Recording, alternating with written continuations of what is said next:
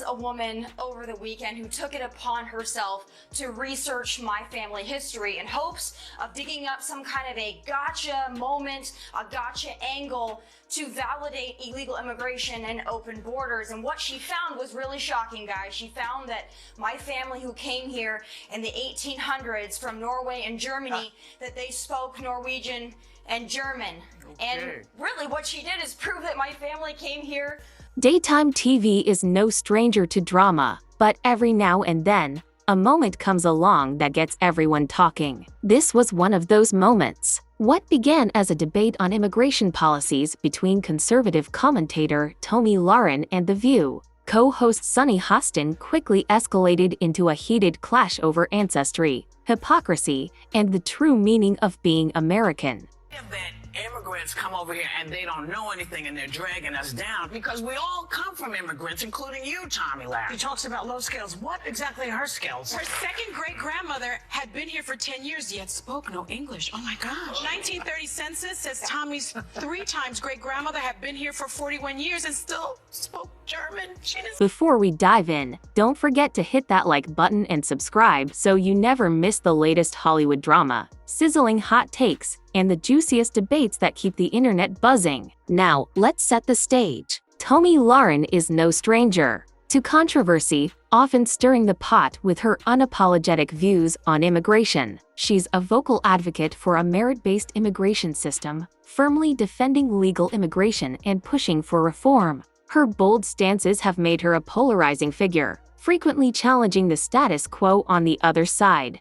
Sunny Hostin is known for her compassionate approach to immigration, consistently advocating for empathy and pushing back against conservative narratives. With such opposing viewpoints, it was only a matter of time before these two clashed. The spark was ignited when Hostin, channeling her inner genealogist, brought up Lahren's own family history. She pointed out that Lahren's ancestors, who immigrated from Norway and Germany in the 1800s, didn't even speak English when they arrived in the U.S. Hostin argued that this directly contradicted Lahren's stance on modern immigration, calling out what she perceived as hypocrisy in her argument. Well, there is a woman over the weekend who took it upon herself to research my family history in hopes of digging up some kind of a gotcha moment, a gotcha angle to validate illegal immigration and open borders. And what she found was really shocking, guys. She found that my family who came here in the 1800s from Norway and Germany, that they spoke Norwegian and German. Okay. And really what she did is prove that my family came here. What could have been a measured and thoughtful discussion quickly escalated into an emotional, high-stakes showdown. Lahren wasn't about to back down. Instead, she leaned into the personal jab, using it as an opportunity to double down on her beliefs. My ancestors followed the legal process, she said, emphasizing that they built their lives without government assistance, a distinction she viewed as key when comparing past and present immigration. This moment was a turning point. Hostin's decision to delve into Lahren's family history shifted the debate from policy to something deeply personal. While some applauded Hostin's effort to highlight what they saw as hypocrisy, others criticized it as a low blow that detracted from the real issue: how to effectively address today's immigration challenges. And for them to go that deep in your background, you have gotten under their skin to a level I didn't think was possible. What is it about you that bothers him so much?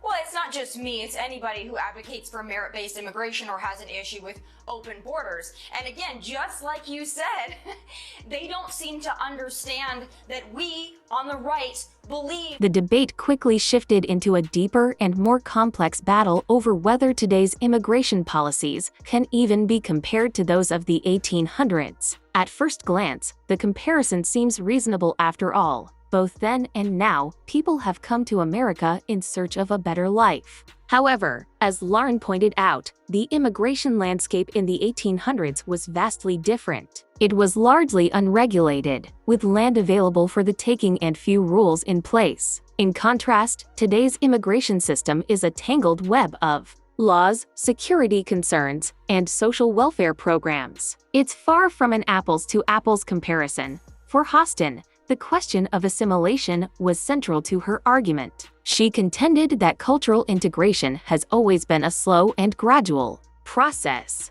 But for Lahren, the issue boiled down to a matter of principles. Her family, she argued, followed the rules and contributed without expecting government assistance, a distinction she sees as crucial in today's contentious immigration debate. This divide highlights a much larger rift in how Americans view immigration, shaped by history, identity, and political ideology. I do believe that the immigration crisis of today is apples to oranges from what it was in the 1800s when immigrants came to this country legally, were documented, worked for themselves, asked for nothing, and built a life and a family. That has nothing to do with the illegal immigration crisis of today that we must— But don't be mistaken, this wasn't just about policies. Hostin's personal dig took the debate to a whole new level of intensity and division. She wasn't just challenging Lahren's ideas. She was questioning her integrity. By diving into Lahren's family history to make a political point, Hostin made a bold, if controversial, move. Lahren, however, wasn't rattled. Instead, she flipped the script, joking about Hostin's genealogist skills and using the moment to rally her supporters while staying calm under pressure. The fallout was immediate, with social media lighting up on both sides. Some applauded Hostin's genealogy deep dive as a clever way to expose hypocrisy, while others criticized it as a desperate attempt to discredit Lahren. Meanwhile, The View found itself caught in the crossfire. Hostin's stance resonated with viewers who shared her perspective, but it also raised questions about the tone of the show. While fiery debates are a hallmark of the panel, turning someone's family tree into a battleground blurred the line between policy and personal attacks. I lost my job at a conservative network because I said I was pro-choice. That's a big no-no. It was a big no-no.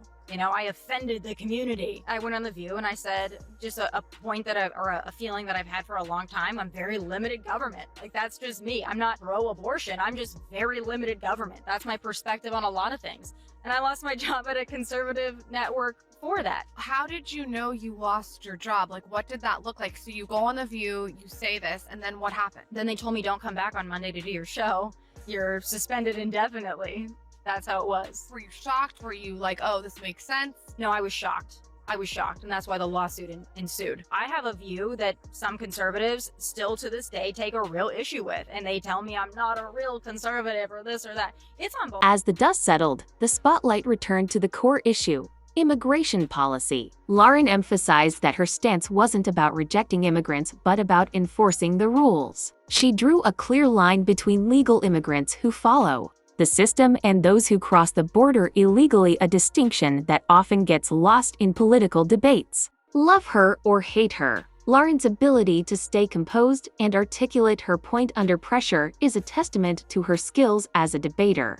Hostin, on the other hand, defended her decision to bring up Lahren's ancestry, framing it as a way to highlight the complexities of immigration. However, by making it personal, she inadvertently handed Lahren a win. What was meant as an attack became a rallying cry for Lahren's supporters and shifted the conversation in her favor. It also forced the audience to confront an uncomfortable truth: when the lines between policy and personal attacks blur, finding common ground becomes that much harder. At the heart of this fiery exchange lies a deeper cultural and political divide. On one side are those who see immigration as a cornerstone of America's identity and advocate for a compassionate, inclusive approach. On the other side are those who push for strict enforcement and a merit-based system rooted in self-reliance. But here's the irony: both sides likely share more common ground than they realize. Both Lahren and Hostin value the contributions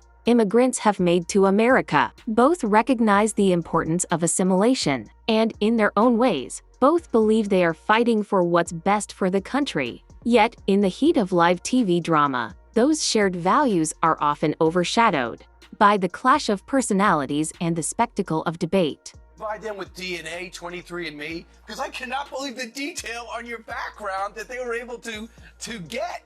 Well, I don't have to. She did all the research for me, so I'm sure my family is very appreciative. Joy saying that, what are your skills? It's beyond research. It is personal. It is mean.